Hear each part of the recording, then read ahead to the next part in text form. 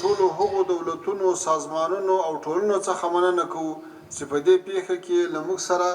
غم شریکي کړې او څرګندونې لرلې دي. همدارنګه له نړیوالو سازمانونو او مؤسساتو نه مننه کوو چې په دغه پیښه کې مرستې ته رادانګلې دي او مرسته یې کړې ده. درنو حاضرینو، د کونړ زلزله که څه هم ډېره ورانوونکې او دردوونکې پیښه وه چې موږ ته ډېر مادي، مالي او انساني زیانونه ورسول، مګر له نیکه مرغه زموږ د حکومت اړوندې ادارې لکه د ملي دفاع وزارت اړوند هوایي ځواک، کورنیو چارو وزارت او محلي حکومت، پیښو سره د مبارزې ملي ادارې، د سرې میاشتې ټولنې، د عامې روغتیا وزارت، د ټولګټو چارو وزارت، د کلیو د پراختیا وزارت او ګڼو نورو ادارو له پیښې سره سم خپل ټول امکانات په کار واچول چې سیمې ته یې ځانونه ورسول او له پیښې وروسته د وضعیت مدیریت کې ډېر مثبت رول ولوباوه. همداراز دا پیښه که څه هم داسې غمیزه وه چې ټول وطن یې ودرداوه، خو په ورته وخت کې د ټول وطن خلک د کونړ د خلکو ترڅنګ ودرېدل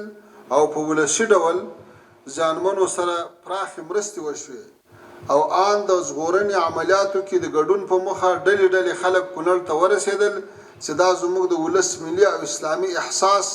او د یووالي، خواخوږۍ او سخاوت بارز مثال دی.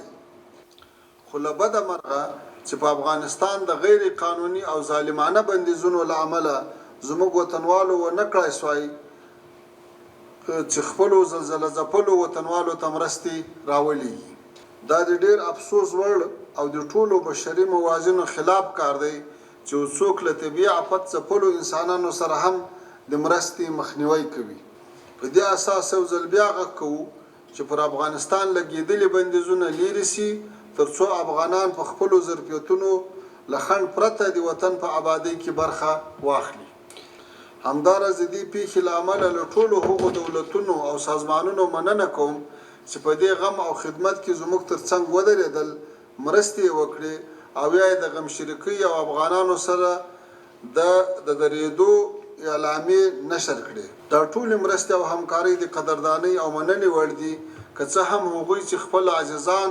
یې له لاسه ورکړي د هغوی درد او رنځ په دې مرستو له منځه نه ځي، مګر بې له شکه چې د هغوی د کړاو په کمولو کې ټولو هڅه کړې ده. درنو حاضرینو، تر دې مهاله موږ وتوانېدو چې د زلزلې کړکېچ سره اني او بیړنۍ مرسته وکړو چې له نیکه مرغه په دې برخه کې بریالي وو. زلزله ځپلو سیمو کې د ویجاړیو د اوږدمهاله مدیریت په موخه موږ غواړو د بې کوره شویو ټپ او درد مرهم کړو. د هغوی لپاره د سرپناه او ثابتو کورونو، ویجاړو شوو صحي مرکزونو، مکتبونو او مدرسو، زراعتي زیربناو او ورته نورو مواردو جوړول زموږ لومړیتوب دی. دا چې په سیمه کې د ژوند لومړنیو زیربناو ضربه لیدلې ده، نو اړتیا ده چې په دې اړه د بیا رغونې منځمهاله او اوږدمهاله پلان ولرو. دا د زلزله ځپلو سیمو او د حکومت او بهرنیو مرستندویو لوریو لخوا د متاثره سیمې د مدیریت عمومي انځور وو او مرسته کوونکو هیوادونو او سازمانونو څخه د مننې مراتب وو چې ستاسې مخې ته وړاندې شول. په اخر کې که د دې ټول جریان خلص وایو، نو په دې کې یوه تر ټولو د پام وړ نکته دا وه چې د افغانستان هوایي ځواک چورلکو په دې کې ډېر مثبت رول ولوباو او هغه چورلکې چې پخوا به یې په خلکو بمبار کاوه هغه د خلکو د ژغورنې لپاره وکارول سوې. دا چې افغانستان له طبیعي پیښو سره همیشه مخ وي، هغه که زلزلې وي، که سیلابونه وي او که د غرو ښویېدل وي یا د واورې ډېروالی وي، نو په دې کې بیا هم هلیکاپټرو ته اشد ضرورت ده. دا چې پخوا الوتکې په جنګ کې کارېدلې او اوس په ژغورنې په عملیاتو کې کارېږي، دغه بدلون د افغانستان د ثبات سمبول ګڼل کېدای شي. دومره خبره دا ده چې د پیښو سره د مبارزې عالي کمیسیون او اړوندو ارګانو په مؤثر او شفاف ډول د عملیاتو مدیریت وکړ. دا د افغانستان د حکومتي ادارو د مسلکي کېدو او ظرفیت څرګندونه کوي. داسې ښه مدیریت اسبابو ته اړتیا لري نو موږ په هغو هیوادونو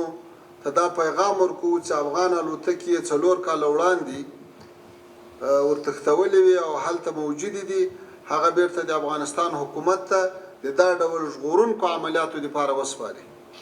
بله خبره دا ده چې په داسې سختو حالاتو کې د بانکي محدودیتونو له امله له بده مرغه چې په دغه غیر قانوني او ظالمانه بندیزونه چې په افغانستان لګېدلي دي د موږ وطنوالو ونه کړای سوای چې خپلو زلزله ځپلو هیوادوالو ته مرستې راولېږي. دا د ډېر افسوس وړ او د ټولو بشري موازینو خلاف کار دی چې یو څوک له طبیعي پیښو سره د مبارزې په جریان کې خپلو ورونو ته مرستې نشي لېږلی او د هغو مرستو مخه نیول کېږي. او بله خبره چې په دې پیښه کې موږ تاسو ته مخې ته راغله هغه دا وه چې د ډېر پام وړ وه چې هغه د افغانستان د ولس هغه ملي احساس، هغه همدردي، سخاوت او د هیواد له شرق او غرب او شمال او جنوب نه مرستې او د ځوانانو جوپې راوړاندې سوې، ځانونه یې راورسول. دا هم په دې دلالت کوي چې افغانان نو کې د ورورۍ او د همدردۍ او د یووالي احساس ډېر پیاوړی سوی ده. زه له دې فرصت نه په استفادې سره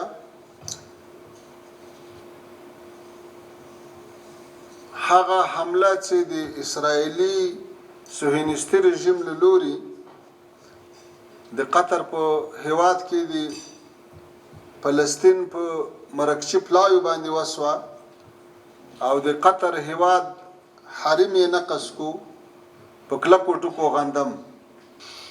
دغه پیښه او دې ته ورته پیښې دا ټولې نړۍ ته د بېثباتۍ